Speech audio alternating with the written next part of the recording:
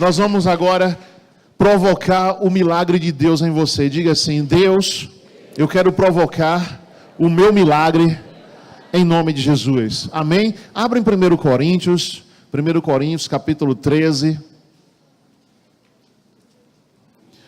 Capítulo 13, 1 Coríntios 13. Milagres eles permaneceriam até que viesse o que é perfeito. Então o Senhor Jesus, os milagres, muitas pessoas até podem dizer, não existe mais milagres, não acontece mais milagres, aonde a pessoa não crê, ou a igreja que não crê, ou o pastor, ou o líder que não crê.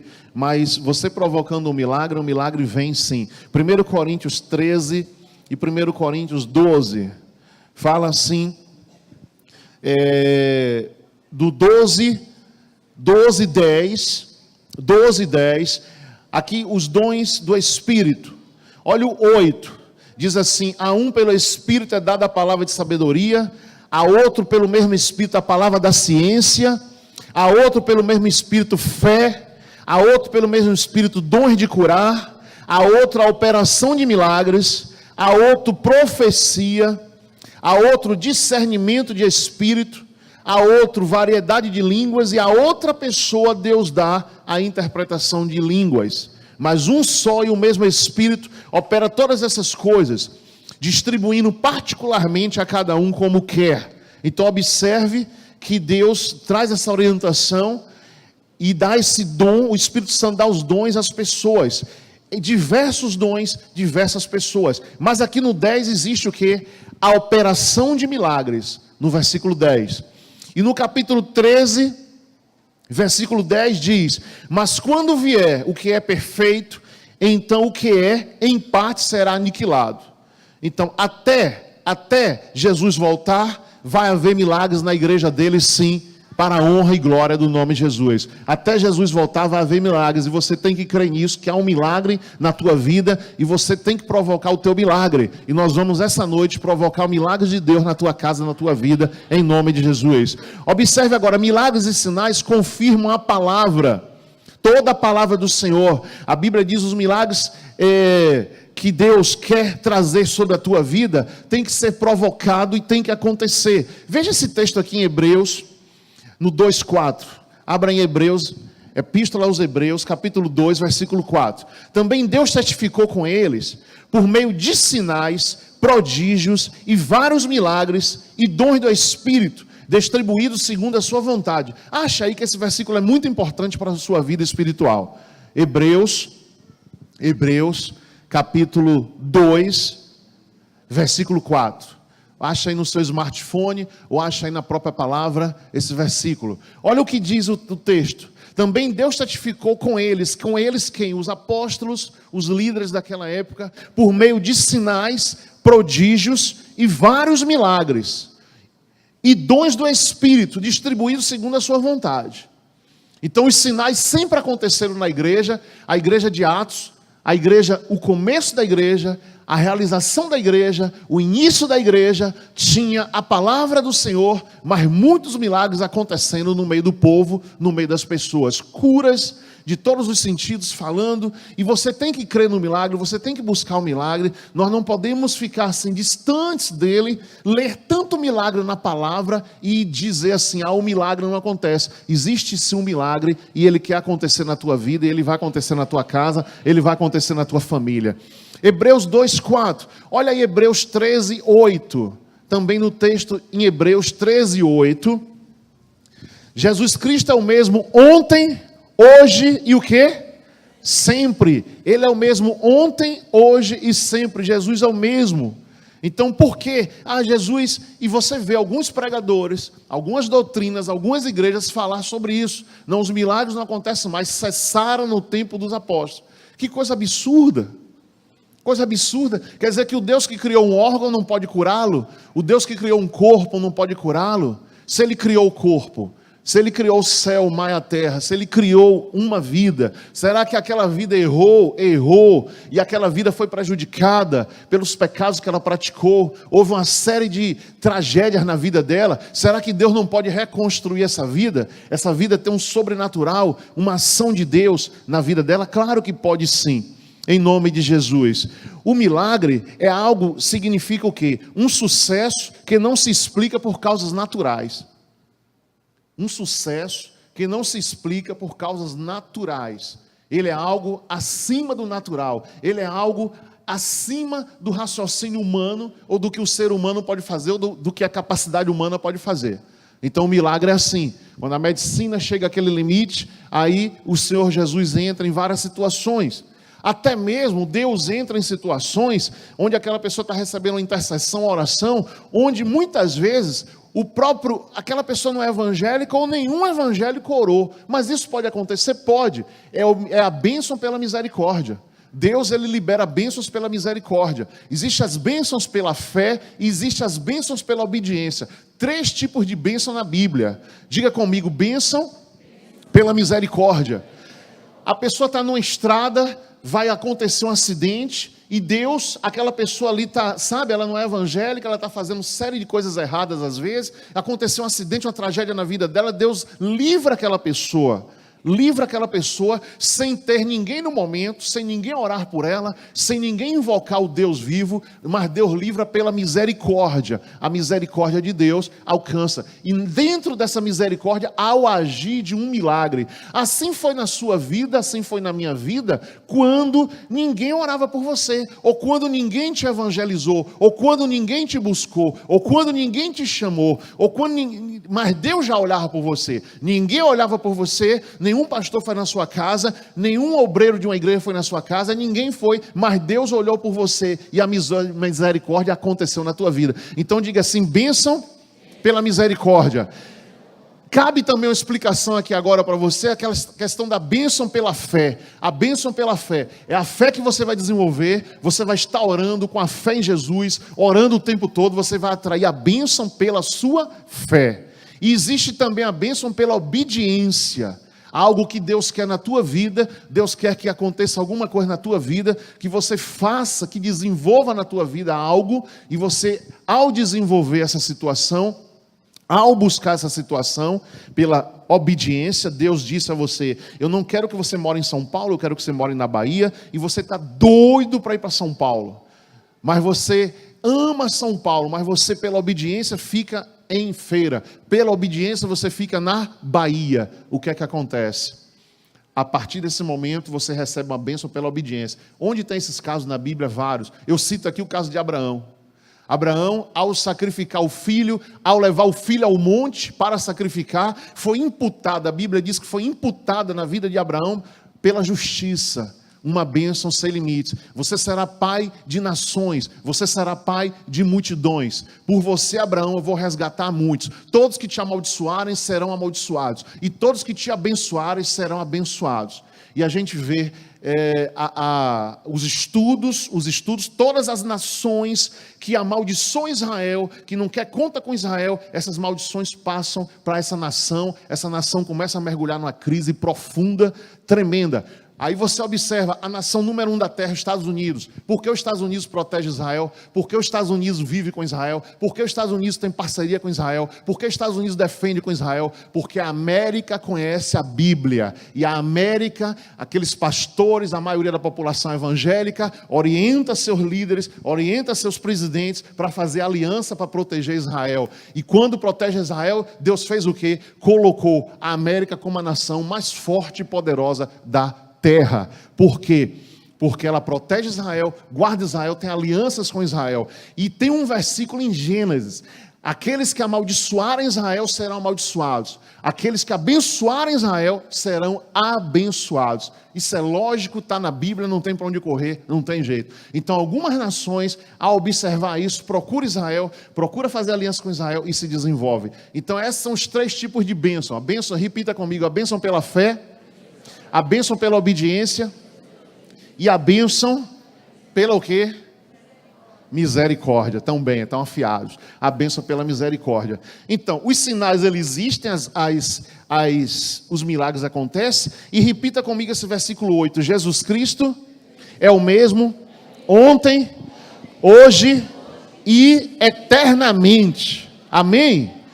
E o significado de milagre, o sucesso que não se explica por causas naturais. Alguma coisa sobrenatural que vai acontecer por fora do raciocínio humano e do entendimento humano. E aí acontece aquele milagre. Outro texto agora, vamos a Mateus. Uma mulher que provocou o milagre. Você hoje vai provocar seu milagre. Nós vamos orar daqui a pouco para que você provoque o milagre. É um direito seu você provocar esse milagre. Mateus capítulo 9, quem está entendendo, dá um glória a Deus. Mateus capítulo 9, diz a palavra do Senhor, do 18 em diante. A cura da mulher com fluxo de sangue. Jesus curava muitas pessoas, mas essa cura aqui, esta mulher provocou a cura. Provocou. Ela foi buscar em Cristo, ela tocou em Jesus, ela gerou isso. No 18, dizendo-lhes que ele estas coisas, chegou um chefe da sinagoga e o adorou. 9:18, dizendo: minha filha faleceu agora mesmo, mas vem, impõe-lhe a mão e ela viverá. Amém? Olha que esse homem, esse chefe da sinagoga, ele tinha certeza que Jesus ia fazer um milagre na vida dele. Jesus levantou-se e o seguiu, juntamente com seus discípulos. Enquanto Jesus está indo para a casa desse homem, certa mulher que havia 12 anos, que padecia de um fluxo de sangue, chegou por detrás dele e tocou a orla do seu manto. E a Bíblia diz, ela dizia consigo: se eu tão somente tocar o seu manto, ficarei sã. Ela não falou para ninguém, a Bíblia está dizendo que ela falava para ela própria. Se eu conseguir tocar este homem, se eu conseguir tocar o manto, se eu conseguir tocar nesse vestido que Jesus está usando, nessa roupa que Jesus está usando, eu ficarei sã. Ela teve essa interpretação e ela provocou. Ela pensou, ela correu atrás, ela provocou o milagre que ela tanto necessitava. Veja que era uma coisa que não era uma brincadeira, era um fluxo de sangue 12 anos contínuos. Com certeza essa mulher procurou os médicos, tomou chá, procurou várias situações, vários medicamentos, remédios, tudo que na época existia para ela ser curada, e ela não foi curada. Por quê?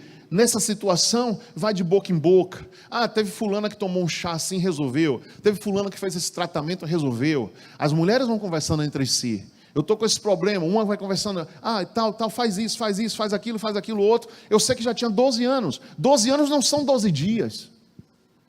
12 anos não são 12 dias. Você sabe quando é que o milagre, quando é que você provoca mais um milagre na tua vida? Quando você diz assim, eu vou dizer palavras bem baianas, palavras bem assim, popular, para você entender. Quando você diz assim, eu estou de saco cheio com esse negócio, eu não aguento mais. Enquanto você fica aguentando, enquanto você fica suportando, o milagre não acontece. O milagre não acontece. Porque para Deus ou para qualquer pessoa, não, isso é normal, isso é da vida, isso é natural. Todo mundo passa por isso. A mente vai viajando em várias situações. Todo mundo passa o que eu passo. E é normal passar isso. É normal viver assim. É normal isso acontecer. Então, enquanto a pessoa tem essa interpretação, a vida vai levando e ela vai ficando com problema. Ela vai ficando com problema. Se você for olhar na Bíblia, os milagres que o Senhor fez foram em momentos decisivos. Na vida de Daniel, na vida de Moisés, na vida de Josué. Foram coisas decisivas. Aquelas pessoas não aguentavam mais aquela situação. Quando Deus começou a agir na vida do povo de Israel, que estava no Egito, Deus desceu e falou até Moisés: Moisés, eu ouvi o clamor do meu povo. O povo de Israel tinha 400 anos sendo escravos. 400 anos. Aí a Bíblia diz que Deus apertou a mente de Faraó, apertou os líderes do Egito, para apertar o povo.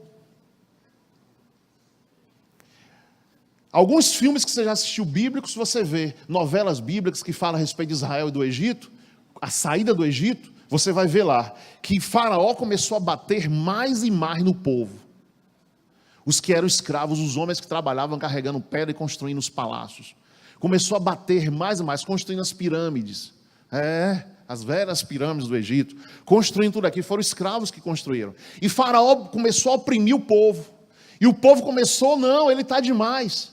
Ele está demais. E ele apertava. Bateu assim. Essa semana passou a bater mais. O ano que vem passou a bater mais. E tirar o pão do povo e deixar o povo na escravidão. E apertar o povo. E o povo aí disse, bom, Nós vamos agora clamar o nosso Deus. Eles começaram a se reunir, começaram a conversar entre eles, nas tendas que eles moravam, a respeito do Deus de Abraão. Existe um Deus nosso? Existe. Quem é esse Deus que a gente não ora? Quem é esse Deus que a gente não clama? Quem é esse Deus que a gente não busca? Aí começaram entre si a orar, e dizer: Deus, a gente não aguenta mais sofrimento. Aí foi que Deus usou Moisés, mas no processo de Deus o tempo ia coincidir, ia dar tudo certinho, porque Moisés, lembra que Moisés desceu o rio Nilo quando criança? Porque as crianças iam morrer, a mãe botou no rio Nilo, e Moisés foi achado no rio Nilo, por quem? Pela filha de Faraó, e foi criado no palácio. Por que Moisés foi criado no palácio? Porque lá no palácio, o desenvolvimento que tinha maior na terra na época era no Egito. A raça egípcia, o povo egípcio, o império do Egito era muito forte em termos de tecnologias. Tão forte que até hoje os cientistas japoneses, eu assisti isso num programa na TV, cientistas japoneses tentaram construir uma pirâmide e não conseguiram. A tecnologia que tem hoje na Terra, na face da Terra, o homem vai à Lua, o homem vai a outros planetas, aviões, aeronaves que levam o homem para outro planeta, e os homens não conseguem, a engenharia, a arquitetura não conseguiu fazer uma pirâmide. Começaram a estudar, pegaram os blocos de pedra, vamos assim, os guindastes que existem hoje. Então, o enigma das pirâmides permanece até hoje, ninguém sabe como foi construída. O Egito era uma cultura, muito desenvolvida. E o que é que acontece? Deus permitiu. Moisés, para ser um líder, vai ser criado na casa do opositor. Lá na casa do opositor. Moisés vai aprender como é o exército de Faraó. Moisés vai aprender as técnicas para sobreviver no deserto. Sabe essas frutas que você come, as frutas, uva passa? Hoje tem as frutas secas, né? Assim que chama? Frutas secas, desidratadas, banana desidratada, uva desidratada, melão desidratado, tudo isso foi lá, o povo de Israel atravessando o Egito, atravessando o deserto para ir para Israel, eles começaram a fazer frutas secas para não tem geladeira para conservar, vamos fazer fruta seca que vai durar muito tempo para a gente se alimentar. Então algumas técnicas que existem até hoje foram desenvolvidas naquele período. E aí o que é que eu quero te dizer? Que Deus usava grandes milagres quando aquelas pessoas clamavam suas necessidades. Então se você quer provocar um milagre em Deus, você tem que dizer: Senhor, enumere as situações e bote na cabeça, lá em cima do seu papel, aquela situação que mais te constrange, aquela situação que você não suporta mais. Normalmente você vai encontrar situações duradouras, situações que já duram na tua vida há 1 ano, 5 anos, 10 anos, a mesma situação. Essa situação você vai enumerar, botar lá no papel, lá em cima, pela sua própria vontade. Você vai dizer: não, isso aqui, eu já resolvi tanta coisa na minha vida, mas isso eu não consigo resolver. Eu não consegui resolver ainda. É uma situação que perdura na minha casa, perdura na minha família, perdura na minha vida financeira, perdura na minha vida de saúde. Você vai colocar lá em cima e dizer: Deus, eu quero provocar um milagre. E como é que eles faziam isso? Algo diferente. Há uma coisa que tem na Bíblia que nos ensina a todos fazer, é o jejum e oração. Mas muitos fizeram coisas diferentes para provocar o milagre de Deus. E essa mulher, ela no entendimento, uma mulher não podia encostar no homem, o homem não conversava com a mulher na época, ainda mais Jesus, ou os discípulos de Jesus. Jesus ia sempre no meio, ou na frente, os apóstolos em volta dele, caminhando no meio da multidão, para se resguardar de um ataque de morte, ou para também, pela unção que tinha em Jesus e tinha naqueles apóstolos, muita gente poderia estar tocando nele. E aquela mulher pensou: como eu vou tocar? Se eu pedir para tocar, não vão permitir. Se eu falar para Jesus: Jesus, toque em mim, eu não vou fazer isso para ele. Lembra do cego de Jericó? O cego gritava: Jesus, tem misericórdia de mim. Ele gritava no caminho, bem alto. Os discípulos mandaram ele calar a boca. Cala a boca, cego. Cala a boca, mendigo. Os próprios discípulos: você está incomodando o mestre. Cala a boca. E ele gritava cada vez mais. Já essa mulher, o cego provocou gritando: Jesus, tem misericórdia de mim. Jesus, filho de Davi, tem misericórdia de mim. E essa mulher entrou no meio da multidão, eu não vou conseguir chamar a atenção desse homem não vai olhar para mim. E outra coisa, o problema dessa mulher era um problema que ela teria vergonha de dizer. Se Jesus perguntasse, o que você tem, filha? Qual a sua doença? Ah, a minha doença é o fluxo de sangue há 12 anos. A mulher quase não falava com o homem, e ela naquele momento tem que falar isso? Um problema tão grave, tão sério, e tão íntimo da vida dela. E ela pensou, volte aí a Bíblia, volte aí o texto. Ela pensou, ela dizia consigo mesmo, se eu tão somente tocar o seu manto, glória a Deus, ficarei sã, amém, igreja? Se eu tão somente, Jesus voltando-se e vendo-a disse, tem bom ânimo, filha, a tua fé te salvou. E desde aquele momento a mulher ficou o quê? Sã. Em outro texto, em outro evangelho, não sei se é João, Marcos ou Lucas, não lembro aqui agora, deve ser Marcos ou Lucas. A Bíblia diz que Jesus parou, Jesus ia caminhando, ele parou. A multidão era grande, estava imprensando ele, mas ele disse assim, não, esse toque dessa pessoa foi diferente, saiu virtude de mim para ela. Saiu uma unção de cura sobre aquela mulher. Estava todo mundo no empurra-empurra no meio da multidão, a multidão andando, ruas estreitas, estava todo mundo tocando em Cristo. Tanto que os discípulos perguntaram, deixa eu ver se eu acho aqui, vê se você acha aí, alguém aí, Marcos 5:22 e Lucas 8. Quem achar esse texto, tem tempo aqui para a gente achar. Deixa eu ver aqui onde foi, para ficar bem claro para você. Marcos 5, deixa eu ver aqui, Marcos 5 e Lucas 8.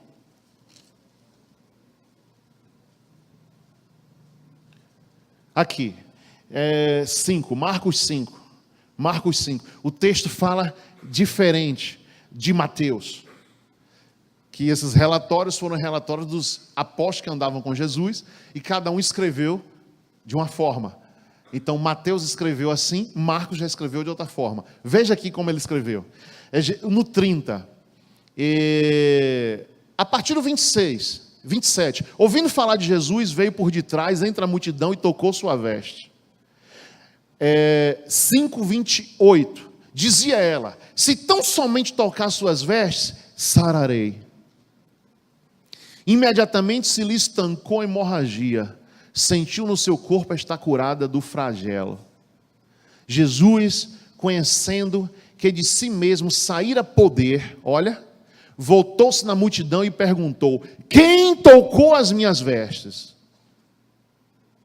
Jesus estava sendo tocado o tempo todo, empurra, multidão. Sabe aquele político que vai no meio da multidão e empurra para lá, empurra para cá, empurra todo mundo querendo ali um emprego ou alguma coisa, né?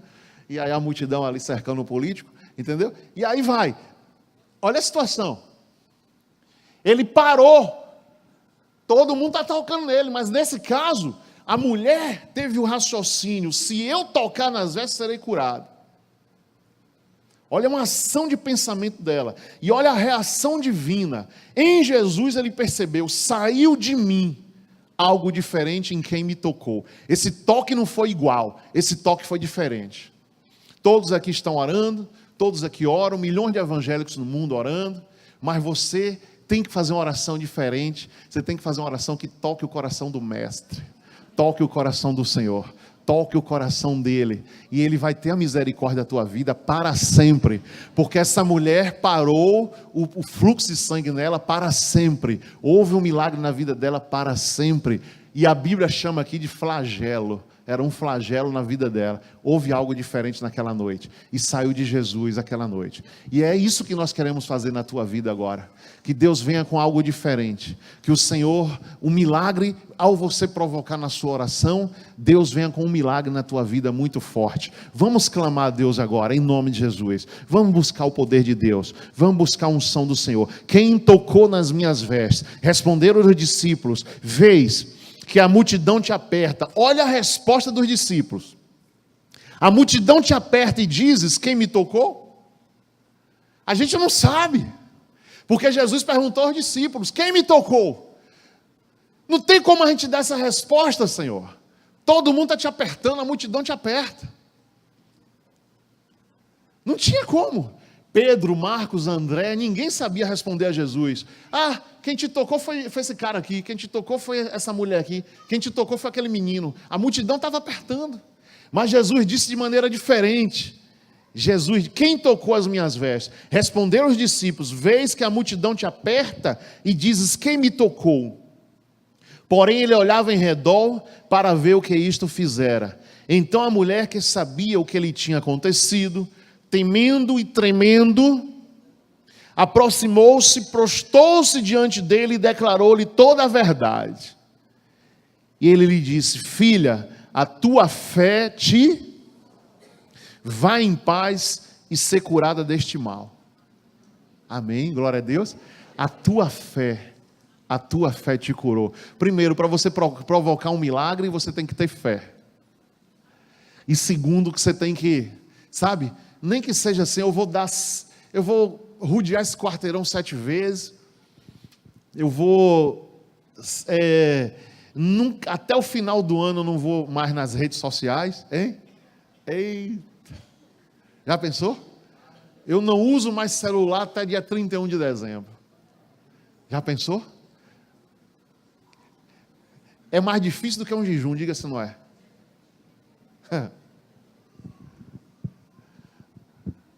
O brinquedinho está no bolso de todo mundo. É mais difícil do que fazer um jejum ou fazer outra coisa. Mas veja que para chamar a atenção, a mulher chamou de maneira diferente. A multidão apertava Jesus. E hoje a multidão continua apertando Jesus. Porque hoje tem milhões de pessoas no planeta orando. Tem milhões de pessoas querendo o seu milagre. E o que é que você pode fazer diferente para chamar a atenção do Senhor na tua causa? Como você tocar nas vestes? Como você alcançar as vestes de Jesus? Como você tocar nas vestes dele? Vamos orar. Vamos clamar a Deus agora. Feche seu material. Vamos clamar a Deus. Vem aqui à frente em nome de Jesus para a gente buscar o Senhor. Buscar o toque dele. E vem à frente como aquela mulher foi. Aquela mulher tomou uma decisão. Eu estou indo à frente agora para receber o meu milagre. Eu estou indo à frente agora para tocar em Jesus. Eu estou indo à frente agora para resolver esse problema de uma vez por todas, em nome de Jesus. Busca agora o poder de Deus, busca a unção de Deus, comece a orar, comece a clamá-lo agora em nome de Jesus.